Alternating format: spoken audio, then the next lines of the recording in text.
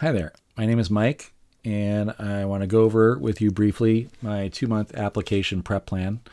Just to give you a little bit of background about me, I spent about 17 years or close to 20 years when you count prior work and 2 years as a student at the Stanford Graduate School of Business. Got to do a lot of fun work there, including serving as executive director of the Center for Leadership Development and Research, director of the Stanford MSx program, head of admissions for the Stanford MSx program. Got to be involved with launching the leadership curriculum and the MBA program, as well as the MSx program. And I think of myself as a leadership educator first and foremost, but the process of admissions is a portion of that. And I've spent a lot of time thinking about admissions. After I left Stanford, didn't intend to necessarily work with admissions coaching, but I was approached by some people that wanted some support, and I just found that I really enjoyed it. I've also spent the last year or so developing a AI-based platform called MBA.app that helps applicants to business schools utilize AI in effective ways to strengthen their application along 3 dimensions that we'll talk about today: intellectual, academic, leadership and career, and then personal and cultural. I encourage you to check out the platform, see if there might be some useful tools for you, some of which are free. A lot of applicants, they tend to go through admissions in this sort of linear fashion. They'll take each part of the application, deconstruct it, and try to do as well as they can, looking at taking their tests, GMAT or GRE, putting together their resume, getting their documents together, filling out the application, writing really good essays, getting good letters of recommendation.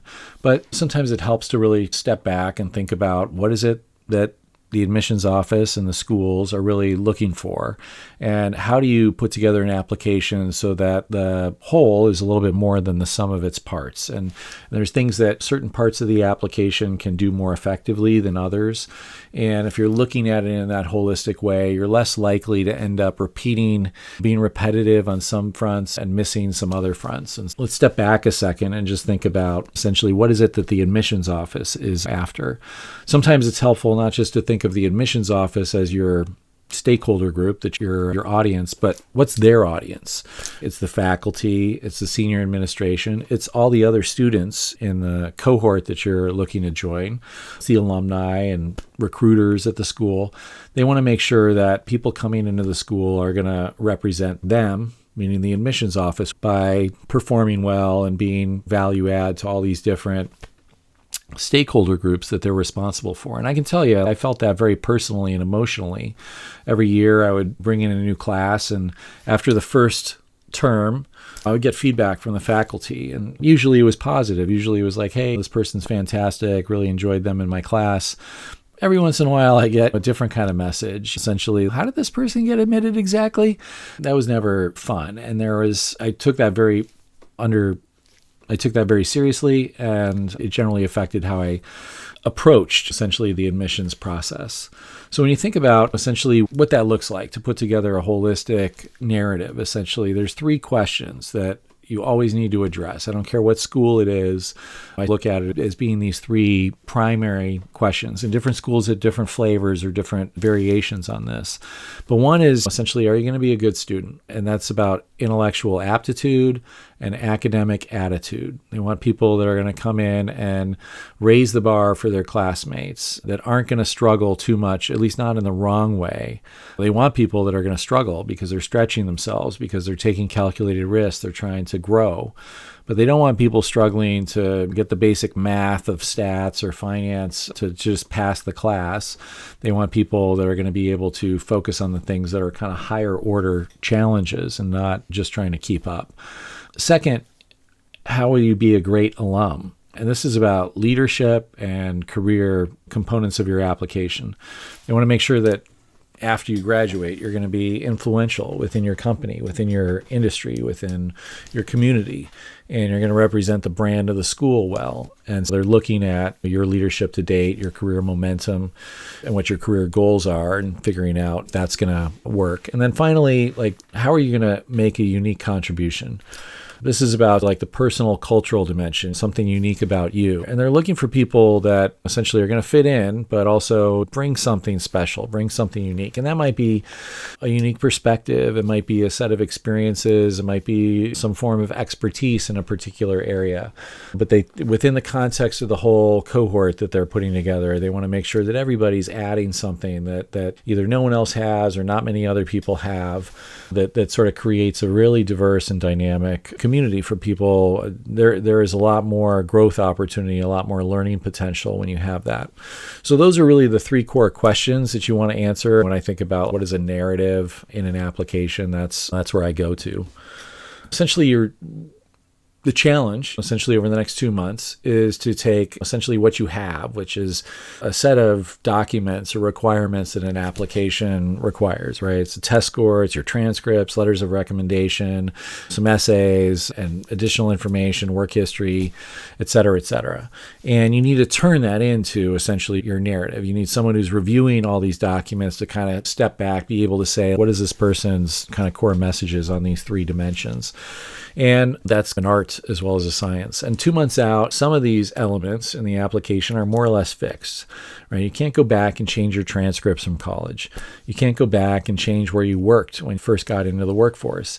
Maybe your test scores is something that you can work on in the next couple of months, but for most people, it's okay. I've got my test score. I know what that is. I'm going to work with that.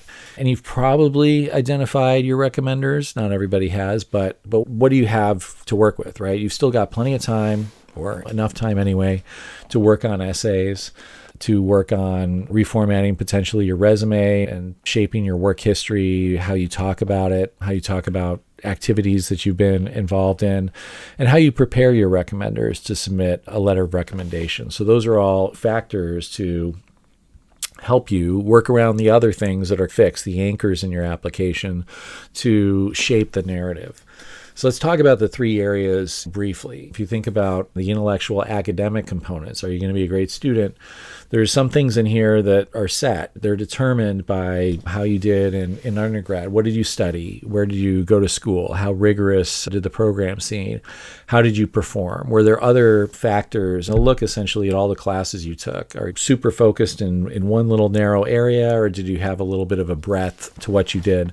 Also look at things like, have you used essentially what you studied in college since you left college, or have you gone in a completely different direction?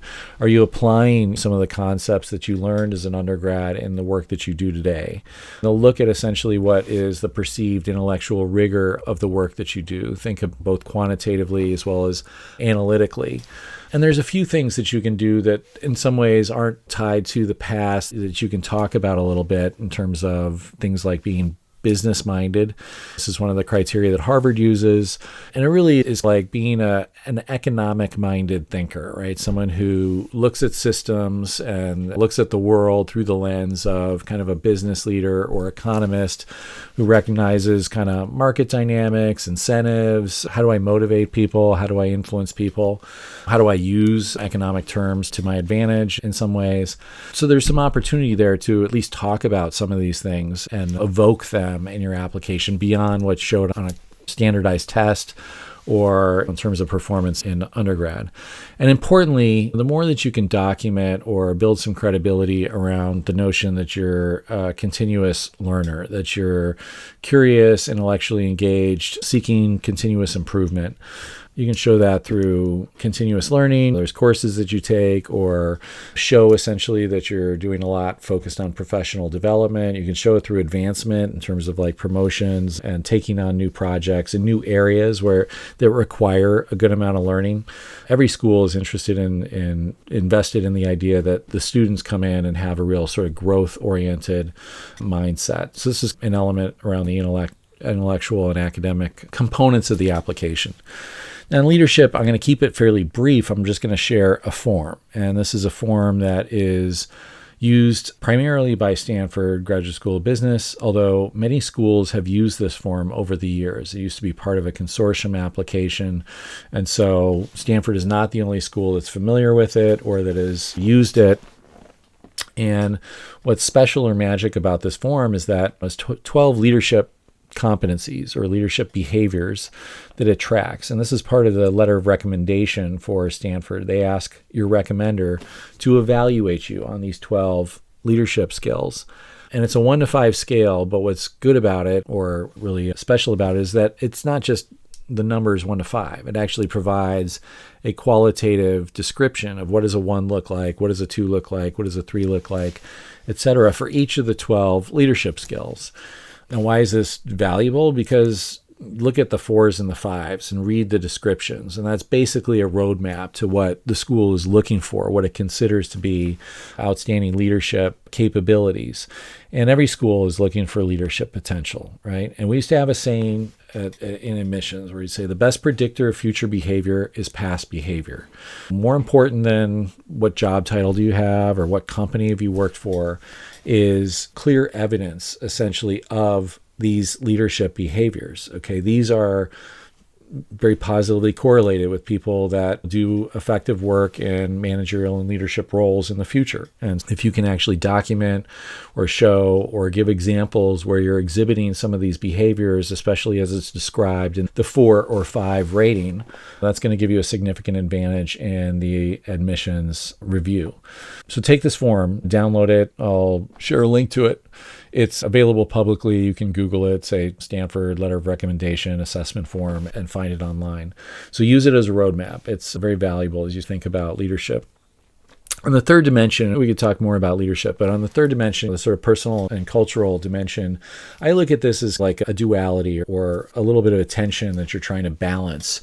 On the one hand, you want to show admissions that you can fit in at this school. You understand the culture, embrace the values of the school, that you would come and be a model student in terms of creating engagement amongst your classmates and really performing well and showing up and participating in the ways that they deem best. And this is, the more research you're able to do, the more, if you're able to visit the campus, you're able to connect with some current or recent students and get beyond the website verbiage to really understand what's offered at the school. How do people tend to think about different experiences there? How do they talk about the school? And the more you're going to be able to show this in your application. The other piece, the duality of it, is like, how are you going to stand out?